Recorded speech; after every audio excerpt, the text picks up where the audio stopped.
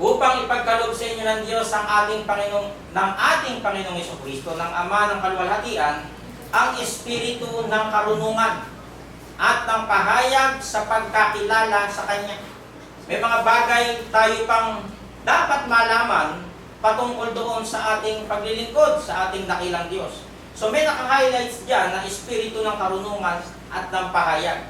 Na makikita natin, wala ito doon sa mga Pariseo sapagkat sila ay bulag. Sila ay matigas ang puso. Wala sila ng espiritu ng tinatawag na karunungan. Yamang naliwanagan ang mga mata ng inyong puso, sabihin yung understanding, naunawaan. Kasi pagka ang sinabi ng ating Panginoong Yesus ay masasakit, tumatama sa puso nila. Hindi nila matanggap yun, hindi magkasya sa puso kasi natatamaan yung kanilang pananampalataya. Na ang nangyayari po, nagiging matigas at hindi nila nauunawaan yung tinatawag na karunungan ng Diyos, yung sinasabi niya. Kaya sa 1:18 ng Efeso, yamang naliwanagan ang mga mata ng inyong puso, yung mga Kristiyano, upang maalaman ninyo kung ano ang pag-asa sa kanyang pagtawag, kung ano ang mga kayamanan ng kaluwalhatian ng kanyang pamana sa mga banal. Ito po yung ating hinihintay. Mahirap ang pamumuhay sa mundong ito. Marami tayong iniisip, marami tayong pinoproblema, kasama natin yung mga masasamang tao, naapektuhan yung tinatawag na paglilingkod. Kapag ang isang Kristiyano ay nawawala sa paglilingkod, nalilibang. Nakakalimutan niya sumamba. Sa ibang salin, I pray that the eyes of your heart may be enlightened, in order that you may know the hope to which He has called you, the riches of His glorious inheritance in His holy people. So binabanggit diyan yung mga banal na tao ng Diyos na siya namang merong pananampalataya na nakakaunawa sa kanilang puso. Paul's prayers move from wisdom and revelation, yung karunungan at pahayag na binabanggit kanina, to add enlightenment and knowledge in this verse. The emphasis in this context is on understanding what God has already done and provided.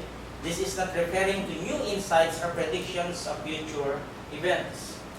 These believers already knew the facts of salvation and the believers' hope with God.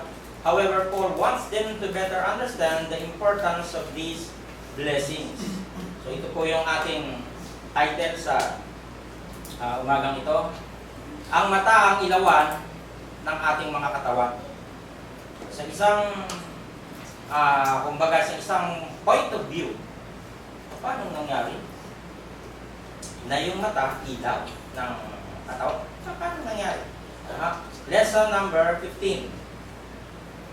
Ang ating mata ay isang sangkap ng paningin, isang kamera, na napakahusay at kusang nagpo-focus. Ano pat naghahatid ng mga mensahe sa ating utak. Kung saan ang bagay na nakapokus sa retina ng mata ay binibigyang kahulugan bilang isang bagay na nakikita. Napakahalaga nito. Kapag ikaw ay pinanganak na may ganito, magpasalamat ka sa Diyos. Bakit? Yung iba kasi pinanganak, wala namang nakikita. Diba? Ang hirap lumakad sa kadiliman. Lagi kang merong stick na gabay-gabay na gano'n. Pero pag ikaw ay pinanganak na meron kang mata, isang pagpapala na yan sa Diyos na dapat mong ipagpasalamat. So binanggit doon, na-identify lagi ng mata kung ano yung nakikita niya. So pinalalabas natin diyan na isang kaloob ng Diyos yung mata na yan na dapat gamitin sa mabubuting bagay. Kung matatandaan niyo po, mamaya babasahin natin sa chapter 5, na tumingin ka lang sa isang babae na merong hangad na masamang pagnanasa sa isip, nagkasala ka na ng pangangalan niya, hindi mo pa hinahawakan. Wala ka pang ginagawa, nakatingin ka lang. Hinubaran mo na siya doon sa tingin mo, masama ang iyong mata. Kita niyo po?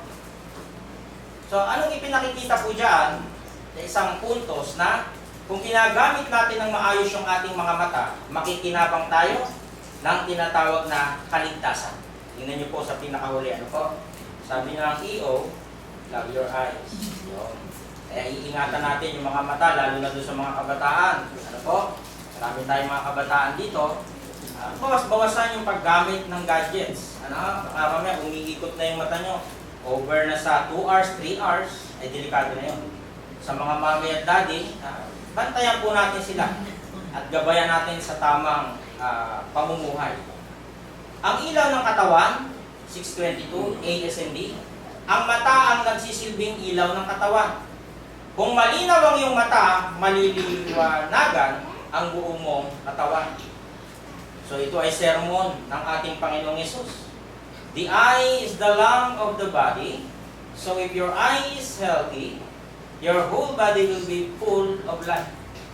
Doon sa nababasa natin, meron po yung 3 kahulugan. Ano ho? Beyond that, sa nababasa natin na yan, meron niyang malalim na kahulugan. 623, kanina 622. Ngunit kung malabo ang iyong mata, madidiliman ang buong mong katawan. Kaya kung ang nagsisilbing ilaw mo ay walang ibinibigay na liwanag, napakadilim ng kalagayan. Ano kaya ang tinutukoy doon ng Panginoong Yesus? Ano po? Literal kaya yung mata? 623 ng English Standard Version. But if your eye is bad, your whole body will be full of darkness. If then the light in you is darkness, how great is the darkness? Puntusan po natin. Ano ang ibig sabihin? What did Jesus mean when He said, the eye is the lamp of the body? Ano ang ibig sabihin nito? Na ang mata ang nagsisilbing ilaw ng katawan. Ibigay po natin ang unang kahulugan. Ano po? So makikita natin doon sa uri ng composition ng salita. Ito ay isang uri ng tayutay.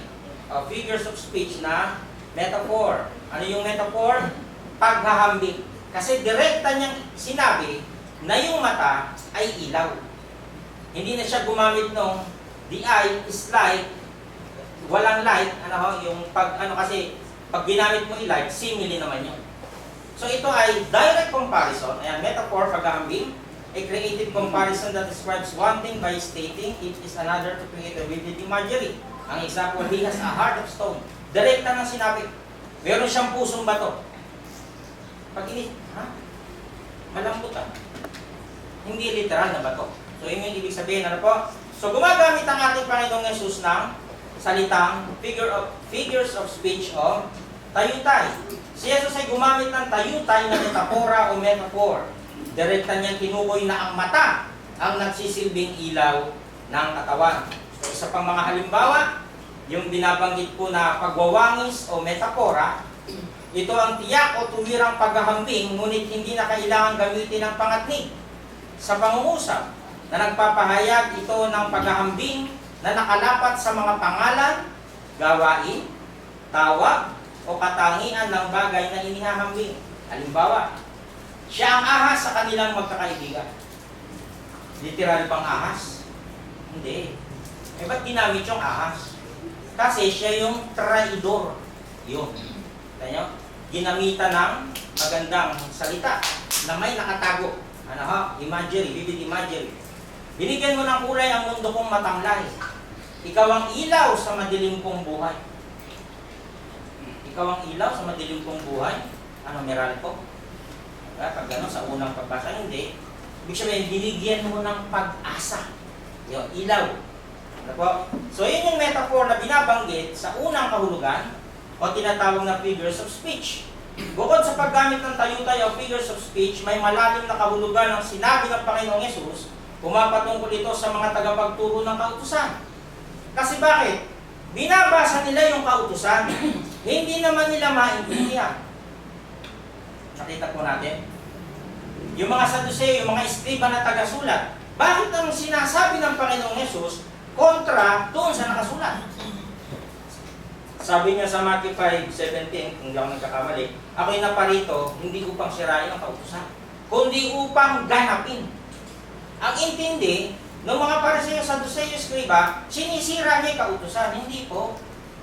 Hindi niya sinisira, kundi bagkus ay lalo pa nga niyang itinutuwid. Ayaw nitong mga ito na mga Pariseo at eskriba na sila ay maturuan ng ating Panginoong Yesus. Kaya, yung kanilang pananampalataya, nakasalig lamang ito sa exclusive sa kautusan ni Moses.